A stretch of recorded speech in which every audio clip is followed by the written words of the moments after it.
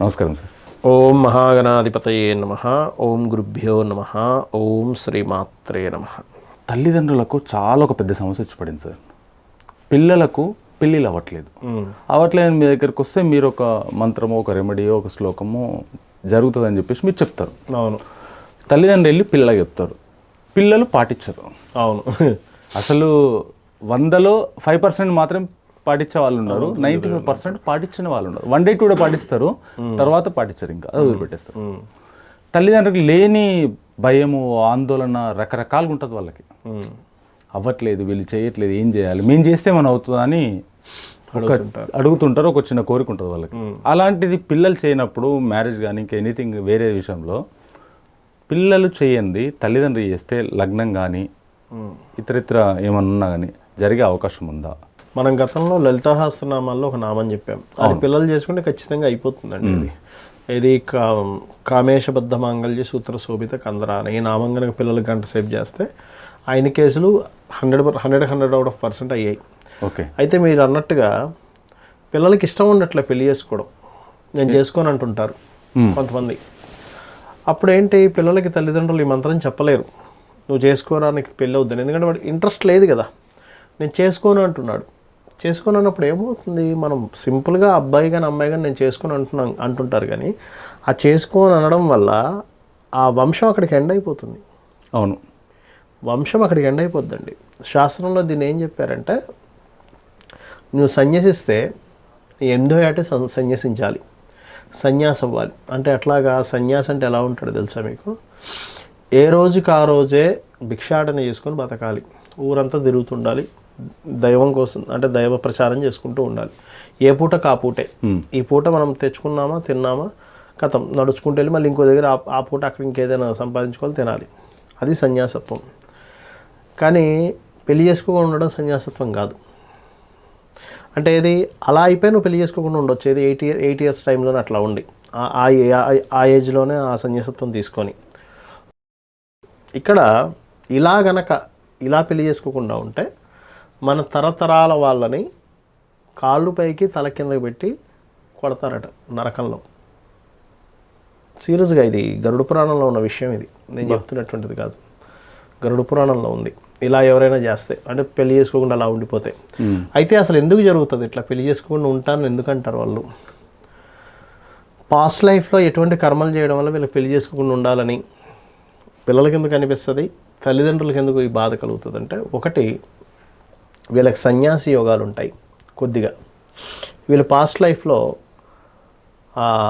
పురుషుడైతే స్త్రీని, స్త్రీ అయితే పురుషుడిని ఏదైనా వాక్కుతో అంటే మాటలతో కానీ చేతలతో కానీ ఇబ్బంది పెట్టుంటారు.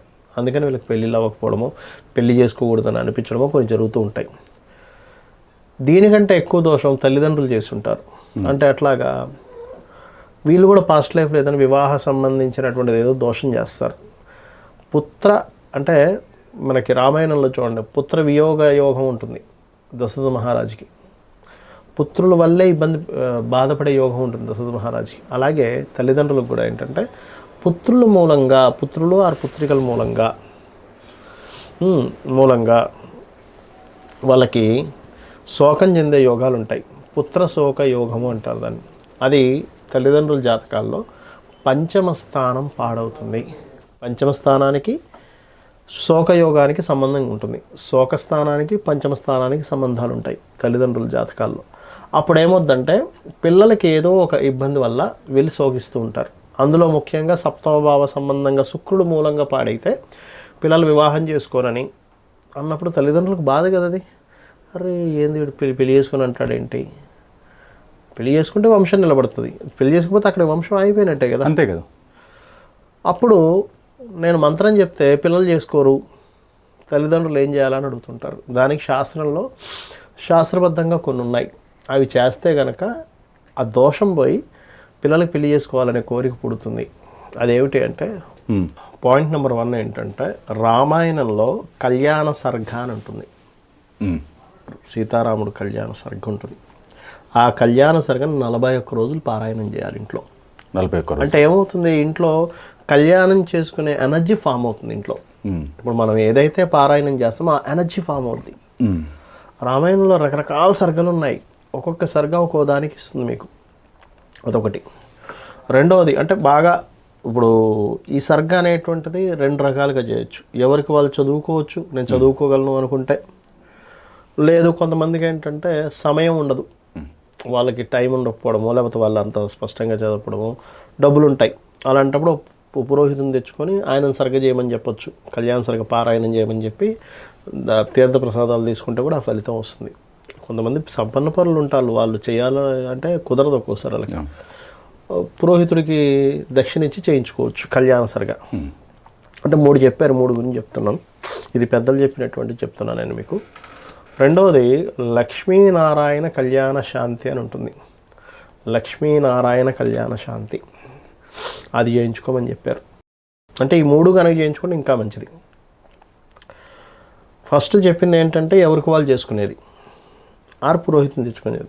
లక్ష్మీనారాయణ కళ్యాణ శాంతి కూడా ఎవరికి వాళ్ళు చదువుకోవచ్చు, లేకపోతే చేయించుకోవచ్చు. మూడోది ఏంటంటే స్త్రీ సూక్త పురుష సూక్తంతో హోమం చేసుకోమని చెప్పింది శాస్త్రం. ఇది కొంచెం మనం ఇప్పటివరకు చెప్పిన ఎపిసోడ్స్ అన్నీ కూడా చిన్నవే చెప్పాం.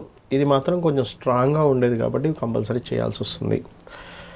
అయితే ఇదేంటంటే చేసేటప్పుడు పొరపాటును కూడా కొన్ని ఉంటాయండి నియమాలు, చెప్తున్నాను చూడండి.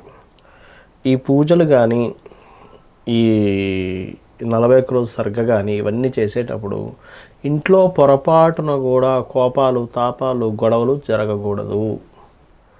చాలామంది చేసే మిస్టేక్స్ చెప్తాను చూడు. ఒక పక్క సర్గ జరుగుతుంటుంది, ఫోన్ వస్తుంది, ఫోన్లో బడాబడా అరుస్తాడు, లేకపోతే ఇంట్లో భార్య మీద అరుస్తాడు, పిల్లల మీద అరుస్తాడు. అసలు అలాంటివి చేయకూడదు.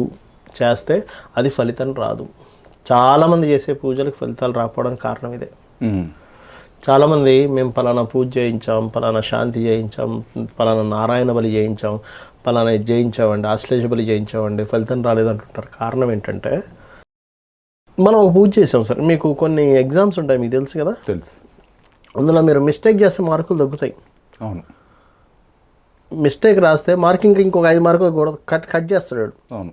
ఈ పూజలు మనం నిత్యం చేసే పనులు ఎలా ఉంటాయంటే, ఓ పూజ చేస్తున్నాము, దాని ఫలితం రావాలంటే ఇంకొక కొన్ని మిస్టేక్స్ చేయకూడదు.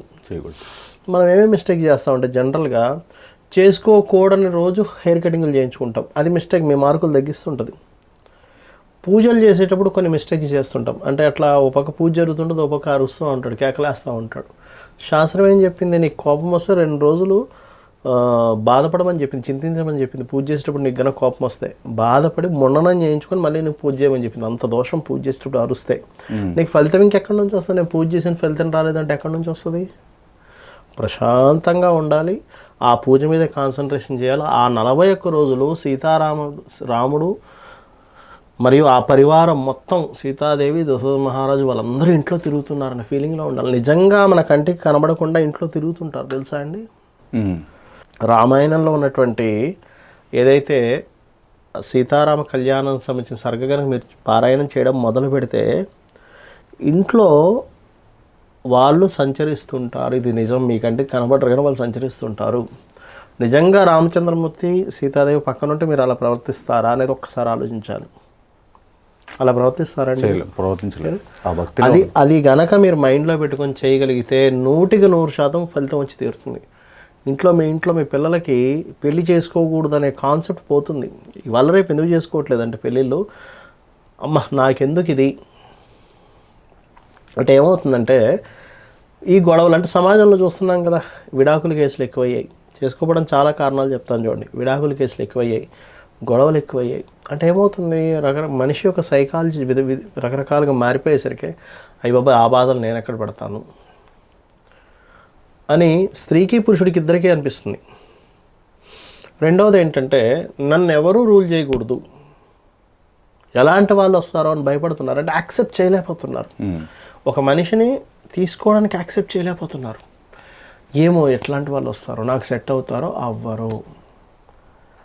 కానీ నేను ఒక మాట అంటాను ఏంటంటే, ఒక పిల్లడు పుడతాడు సార్, బాబు పాప పుడతారు. మనం అంత ఆలోచిస్తున్నాం ఎలాంటి వాళ్ళు పుడతారని మనమే ఆలోచించట్లేదు. పుట్టిన వాళ్ళని ప్రేమగా చూసుకుంటాడు. ఎట్లాంటి వాడినా సరే మనం ప్రేమగా చూసుకుంటాం, తల్లి కానీ తండ్రి కానీ.